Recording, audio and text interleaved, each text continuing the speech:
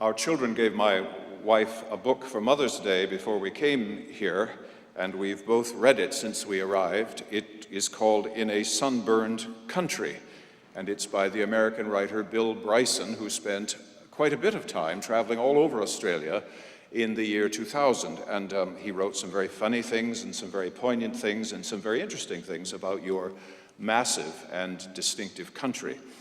And at one point he was very poignant. He said, being out in small communities, he felt he were back in the Midwest of the United States in his years as a young boy. There was a brightness and a purity there which he recognized instantly, and this is what he wrote. These people were happy. I don't mean they were happy. They were happy. They were living in a good time, in a lucky country, and they knew it. They had good jobs, good homes, good families, good prospects, good vacations in cheerful, sunny places. I wouldn't suggest for an instant that Australians are unhappy people now, anything but. But they don't have happiness in their faces anymore. I don't think anybody does. This series is called Crossroads in Uncharted Territory, and the premise being that we've never been this way before, but of course we've always been this way before. This is the way of human nature, and that as we go across uncharted territory in every new day, there are crossroads, things that happen, points of contact, points of memory, moments of awakening, and when you see them and live in the struggle between them, things are revealed to us that help us live. And last week was where the land meets the water, and next week it's where your road meets the great road, but this week it is where the valley meets the mountain. All is new all the time, but all is deeply familiar all the time too, at some level. And where valley meets mountain, that's a crossroad at which we are to pay attention. Well, which seems more uncharted country to you? Is it the darkness or the light, do you think? Some might say darkness, the idea of being in blindness all the time and total unfamiliarity. Sometimes at home, just to see if I could do it, I close my eyes in one room and try to walk from memory to the other room, and sometimes I bark my shins against things, and I think to myself how fortunate I am to have some measure of light in my life. And I'm married to a real estate agent, and when she fluffs houses and makes them look good for sale, she often takes things from our home, puts them in the van, and goes. So I'll come home after a meeting in the middle of the night and sit down where the couch used to be and realize she's been staging another house. So darkness poses some dangers, doesn't it? And yet Barbara Brown Taylor, the very fine American writer, in her book Altars in the World, speaks about going out walking in the woods of Georgia, where she lives with her husband, in the night. And it is absolutely pitch black, and they walk through the forests together in the dark. And the first few nights are terrifyingly frightening. And then after a while, she said, you can begin to feel your whole body responding to the bodies of the trees and the plants around you, and instinctively you begin to know by feel where you are in the darkness. So darkness for her has become a place of exhilaration. So, which is more uncharted territory for you, darkness or light? Perhaps you would say the light, something so brilliant and so all-encompassing that you lose all your bearings. Would that be a terrifyingly uncharted place for you?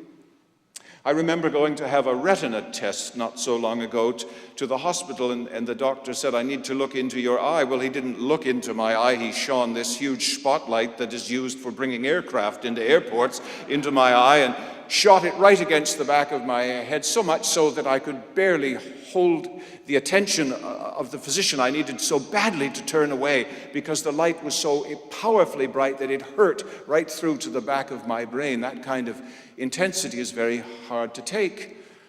And we went to the theater one time and saw a wonderful production of The Lion King. I thought to myself, Walt Disney, well, what's this going to be like? and I found myself absolutely enthralled. Suddenly there were large animals marching down the aisles beside me and onto the stage, and men waving great banners up in the galleries, and the sound of music and brilliance and light. And I found myself holding my head in my hands and saying, I cannot take in what is being presented to my little brain. I cannot. And that was the first time I'd ever been in a theater, being unable to take in that which was around me. I was totally absorbed in that most fantastic production, the last word of which is life. The very end, life. The circle of life. So, what is it? What's more uncharted, the darkness or the light for you? Well, whichever it is, wherever they meet has possibilities. Wherever the darkness and the light begin to blend, that's where the possibilities, the crossroads, occur. That's where we need to pay attention. I was reading not so long ago about a valley somewhere in the European Alps, and the valley is so steep and so deep that the sunlight only enters it for a very short period of time every year. All the rest of the year, the people who live in the depths of that valley live in almost total dusk, all the time, semi-darkness. Now, you could get used to that after a while, couldn't you? It's comfortable down there. You know how far you have to walk to get the morning paper, and you know how far you have to walk to greet your neighbor, and you know how far you have to walk your dog, and it doesn't matter if it's semi-dark. That's just the way you live. And I think there's a comfort in living in the valleys in which we live. Our comfort level is there. The things we know and need around us are there. And I live in a valley where I live. I go to the same stores every day to buy the same milk, and I go to the same shops every day to buy the same bread, and I go to the same service station every day to get gas for my car. A whole series of valleys, and it's almost automatic. I think nothing about it. Valley life is pretty good. But someone's come up with the idea of putting great mirrors over the top of that steep, deep valley so that the sun will shine on those mirrors and illuminate the valley for most of the year. Is that a good thing or a bad thing, do you think? Do you want that kind of light? Suddenly you have light in the valley all year long, and you take a long, good look at everything. Do you want to do that? Is that a fairly threatening thing to do? You look at your setting, and for the first time with clear eyes, you say to yourself, do I really want to be here? And I've known people in their lives who've said in their partnerships and relationships and where they work, do I really want to be here? And that's a question that begins to unravel a lot of things you've assumed and taken for granted and can lead to a lot of changes. It is a disturbing thing when the light illuminates your darkness. You look at the rhythm of your life in a new way. Do I want to be asleep, or do I want to be awake? Do I want to grope around in the semi-darkness, or do I want to see more of that brilliance which has just shown itself at the top of my hills for the very first time? And you look at your self-image differently in the light. You can actually see your face in the mirror, and you begin to say, is this the real me? Is this who I am, who I was meant to be? Am I fulfilling the purpose, my sense of self? That's a new question. And you may turn to the nearest and dearest, those whom you love, and see them in the clear light of day and say to them, is this really the person you want to be with? Is this really the family members you want to share life with? How do these people really feel about me now that the light is on? Have I been assuming things? Well, before long, that light is becoming fairly threatening, I would think. You look at your habits and your secrets, and you ask yourself, in the new light that fills your life, is this really how I want to live? Well, putting that mirror up, I'd be interested to hear what the villagers are going to say about it as the seasons go by. Well, that mirror over the valley is very much like that text from Isaiah 60 that I read you this morning. Did you get it?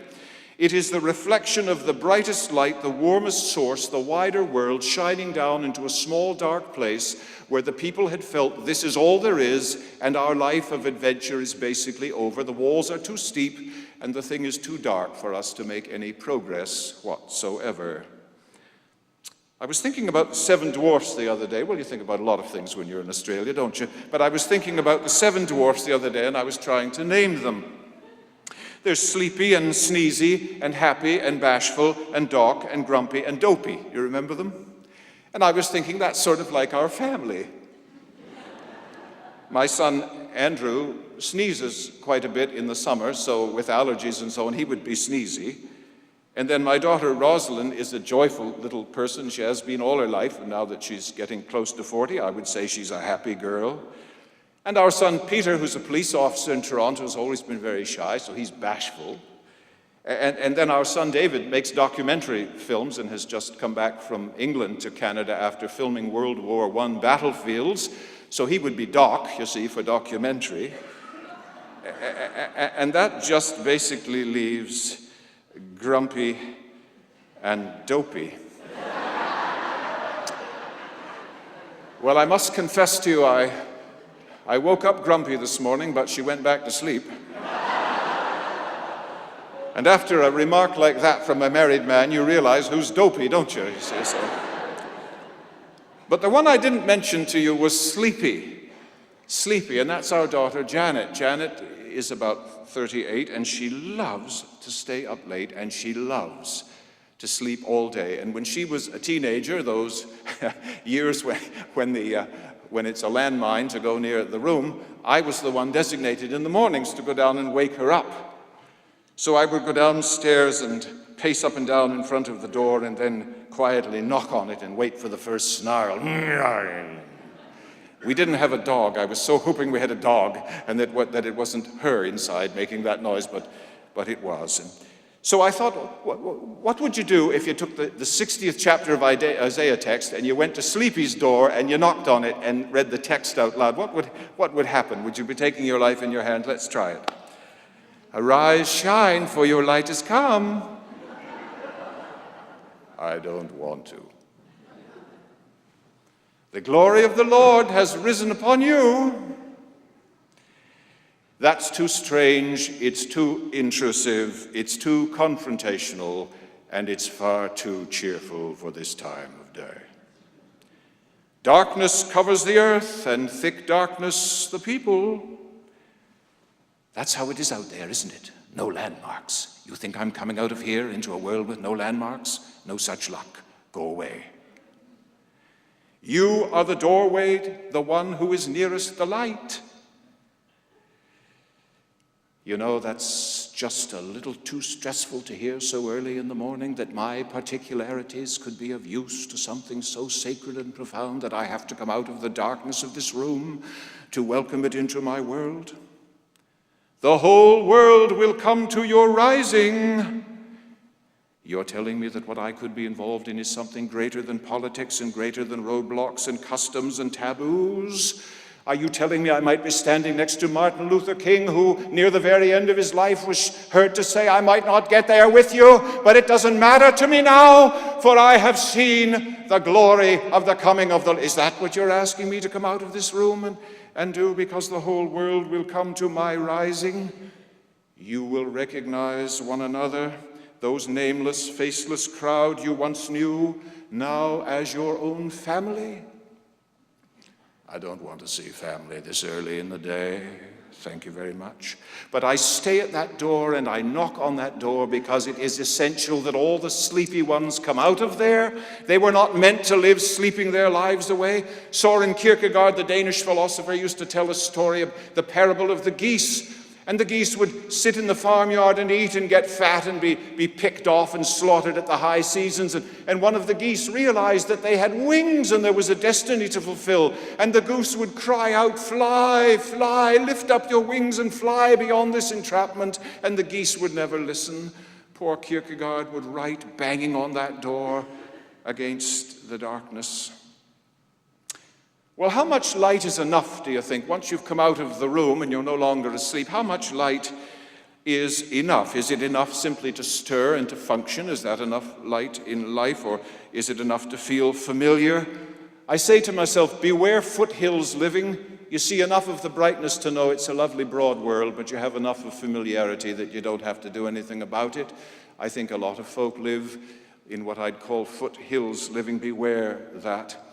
Someone has told us now that the churches are in some difficulty all over the world because after 1,500 years, we finally come out from under the heel of the Constantinian exile. That is, when the Emperor Constantine made the Roman Empire Christian, he basically took over the corporation and changed it. And now that the corporation and empire have shifted elsewhere, the churches are left behind as detritus in the sand. No one cares about us particularly anymore. We've fallen below the radar of cultural life, and for the first time in 1,500 years, we're finally out from under the heel of the Constantinian exile. You know, I like the Constantinian exile. We get tax-free credit where I live for being in the church, and being a clergyman, you get some value in the society, not as much as you used to. In our country, nurses are the highest valued people, and a nurse can find access to virtually any home in Canada. Way down the list are other occupations to which doors are locked, but clergy are still within about the top 5. And even if people don't go to church much in Canada, if a clergyman were to come to your door, the chances are you would admit him or her at least into the front hall with some measure of trust. That's wonderful. That's the result of the Constantinian oppression. I like that. And to step outside that and to be a person of faith in a new world, in a fuller light, is often more of a challenge than I think I want. How do you feel about that? Too much of a challenge? And yet the purpose of living, it seems to me, is found in the ascent, in climbing towards that mountaintop you've seen there where the light shines, even if you never fully reach it. Somehow the purpose is to climb for it. Come with me to a land that I will show you, said the sacred to Moses, who was as reluctant to go as you and I are on any given day. That light shines for me most brilliantly in the final sign of John's Gospel, the raising of Lazarus. Now, I have wrestled personally with this story, the raising of Lazarus, for the last 3 years, have made pages and pages of copious notes about it, trying to figure out this Rubik's Cube of a story. And when I was thinking about this second sermon in the series, I thought, why not dump it onto the people of Australia? They can wrestle with it with me. It is such a majestic tale of the light. It is as tough as climbing the last few meters to the top of Mount Everest. I sat once with a group of 500 Boy Scouts early in the morning, and someone who'd actually climbed Mount Everest was telling them and me what it was like. He said at the very top there's very little oxygen, so you're in an oxygen tank and you're standing against a wall of sheer ice, a vertical wall 500 feet up to the top. And you're standing there against the wall, gripping the ice with your hands and your feet, and then slowly, because there's no oxygen, he said to us in the room, count to 25, and we all counted 25. He said, okay, now lift your one foot and kick with your toe enough to make a toe hold, and put your foot into it, and then count another 25, and we all did. Now raise your hand up and scrape a piece where you can grip your fingers, and then count another 25, and we did. Now lift your other hand. And he went on like this. He said it took hours and hours and hours to climb the last few feet up sheer ice to conquer Everest. Well, that story of Lazarus, the raising of Lazarus, has that kind of feel about it for me. Look at the way he lived in the town of Bethany. He had his troubles there, says the story. We all have troubles living in any town in which we live, and the troubles have to do with valley life. They stress the differences between us. He and his family and others of the early community of faith had found faith in this messianic figure who'd come among them. The church had found faith in him too, and it made them slightly different from their neighbors. And you began to get that irritation factor in a small community where some folk are not speaking to you anymore and some are looking at you a little oddly. And that takes its toll. That's the toll of valley life. It's troubles. You get a strong sea wind blowing against you all the time, and it begins to wear you down. And then it speaks about Lazarus' illness, and that's the point about the valley air. Every so often you find you're being peppered by small stones every so often. Just an attitude, just an outlook, people peppering you with small stones. It's called getting a wound that turns septic. You don't notice right away that you've been wounded, but But the pain doesn't go away. In fact, it gets worse. And there are lots of people in church lives where I live whose wounds have turned septic.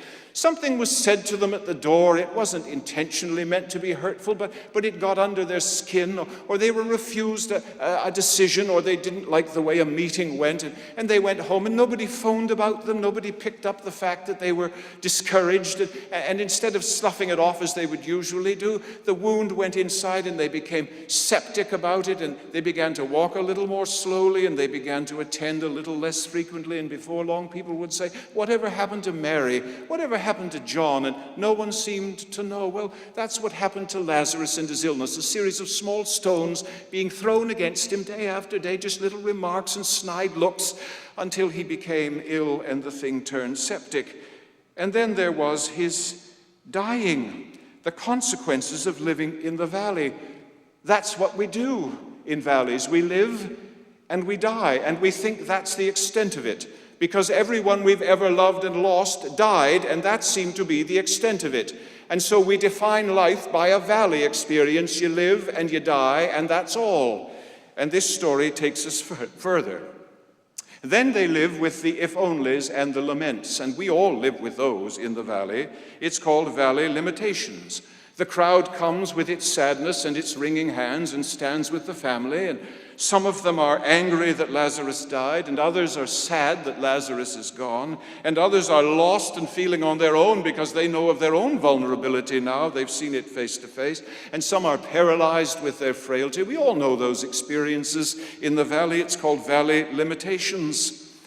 And then I thought to myself, this story cannot be about the resuscitation of a dead man. I mean, we're not stupid, nor was the early church. It has to be about something deeper, about something more. For one thing, it's written in the Gospel of John, the deepest and richest gospel we have in our hands. So the story is about something more. We are shown in it what the full light looks like, how it can be, how it will be for us as people of faith. And it's hard going. The Messiah says to the grieving sisters, "Show me where you have laid him." That is so difficult, because we have to go back to the saddest place we ever were and look at it again. I want to run from the sad places of my life, don't you? And yet the Messiah says, "Come with me and show me where you have laid him." I had a learning partner once years ago, and she was just a lovely woman who understood who I was in my learning mode. And a few years after our learning together, I heard from her husband that she had developed a terminal cancer and that she was in hospital, and she was asking for me, and I couldn't go. I couldn't make myself go.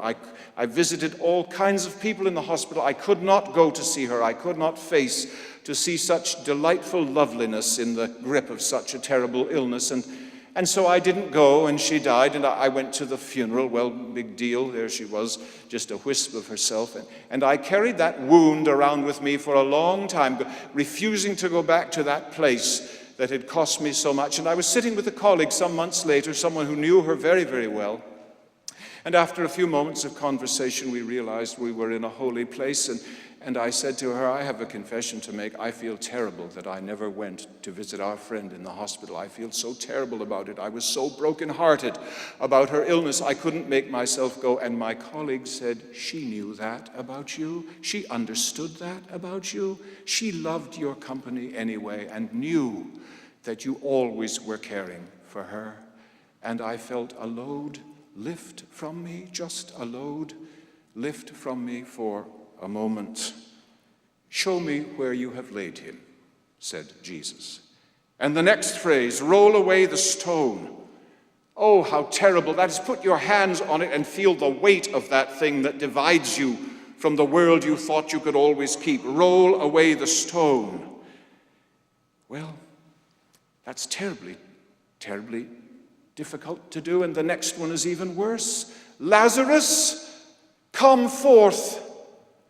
That is a command which we must obey as followers of the sacred, but which is impossible to obey because our hands and feet are tied with bandages from years and years of living. It is a conundrum. It is a place where the crossroads cross the uncharted territory. It is a terrible and wondrous place to be under that command. You want to obey it, but you can't obey it. And the last one to us is unbind him and let him go. We have to touch the bandages in which we have wrapped our lives, let them loose, and allow a new level of life, a new intensity of life to live among us as never before. That's almost impossible. That's the full light of the mountaintop. It is so incredibly difficult. And yet, today is Pentecost, the day when the Spirit shone and the light shone and the fire danced, and people realized that the world they felt to be impossible, that mountain world, was incredibly real and empowered by the sacred who had given them life. What a realization that is. Fred Craddock, one of my old preaching teachers in the United States, says you get the big show of Pentecost with the dancing fire and the hundreds of people. But there's another Pentecost in the Gospel of John. It's very simple. It said the Messiah appeared among the faithful and breathed on them.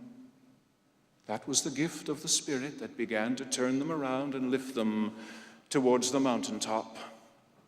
It was a Friday afternoon. I was in my sanctuary.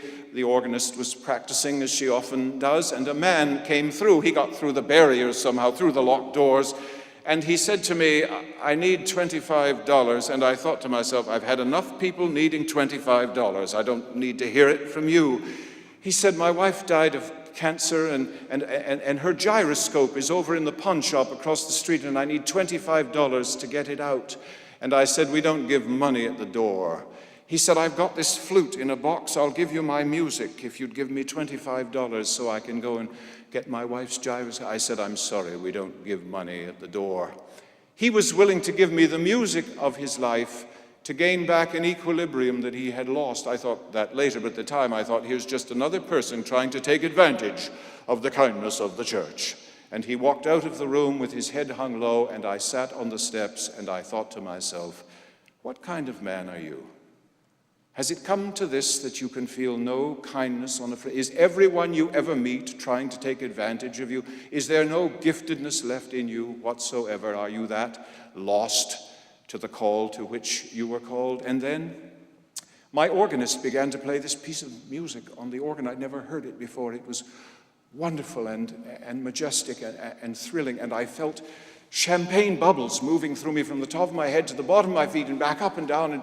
I felt refreshed and empowered and forgiven, and even the sacred realizing my stupidity and my ineffectiveness, somehow I was still welcome to be part of the great mystery. And it was so great, and I ran up to her and I said, what was that song? I love it so much. As a matter of fact, I want it played at my funeral. I have a list of songs at my funeral. It's about 100 long. I said, actually, I'm going to go right now to the end of the church and lie down on the floor in the center aisle and drag myself down by my heels as you play it, so I'll get to hear what it sounds like at my funeral, in case I don't. She said, are you really going to do that? I said, well, actually, I have a newish suit on at the moment. If I didn't, I would. What's the piece? She said, it is Veni Creator, come Holy Ghost, our hearts inspire, by Maurice Duruflé. Someone right now is climbing towards the light for your enlightenment, and someone is standing at your door, knocking on it for your awakening, and someone is lifting you up to experience as much light as you can bear. There is so much to see and so much to know, and the valleys in which we live are far too small for us to settle in. Arise, shine, for your light has come, and the glory of the Lord is risen upon you. This may be the day when happiness begins to shine in our faces again.